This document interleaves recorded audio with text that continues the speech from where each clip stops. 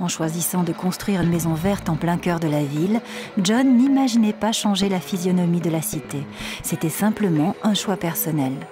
Cela est devenu un engagement car il faut beaucoup de volonté et parfois de patience pour construire écologique. Au début, je pensais que ce n'était qu'un projet, mais au final, ça a été une vraie aventure. Nous avons acheté les terrains il y a 5 ans et 2 architectes plus tard, nous avons enfin notre maison.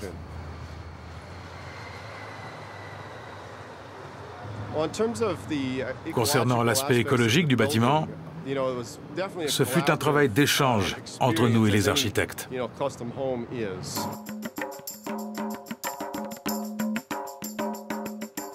Les architectes ont proposé des idées.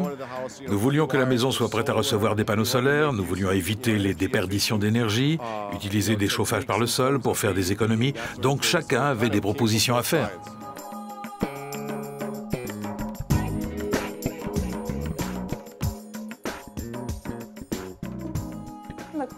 Notre client voulait économiser l'énergie au maximum.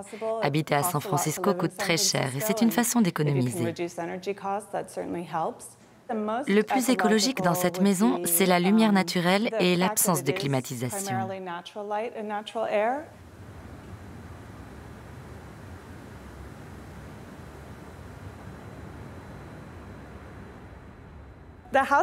La maison elle-même est prise en sandwich entre 2 autres.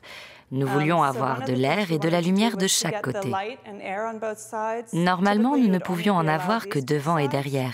La réglementation n'autorise pas de fenêtres sur les côtés. Mais nous avons eu le droit de créer une grande ouverture dans ce mur pour ensuite créer 1,50 m plus loin, sur la paroi intérieure de la maison, des fenêtres.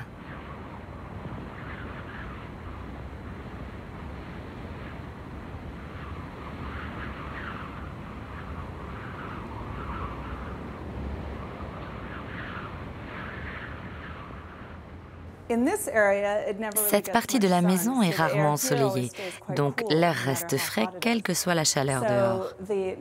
La ventilation naturelle entraîne cet air frais vers l'intérieur de la maison jusqu'à cette structure qui est en quelque sorte une cheminée. Elle est faite de métal et elle aspire l'air vers le haut. Nous avons également créé la maison avec un système de panneaux particulier qui est aussi un isolant très efficace. C'est un isolant composé de métal. Il nous permet de construire vite. Et puis, autre avantage, il conserve la chaleur. Il conserve aussi la fraîcheur, ce qui évite les fluctuations de température. Ce mur, par exemple, a été fabriqué avec ce type de panneaux.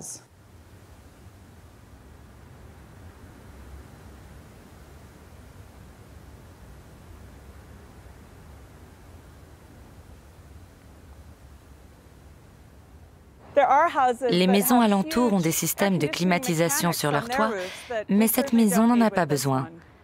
Nous l'avons conçue avec cette contrainte. C'est aussi un exemple pour les autres. Montrer que c'est possible.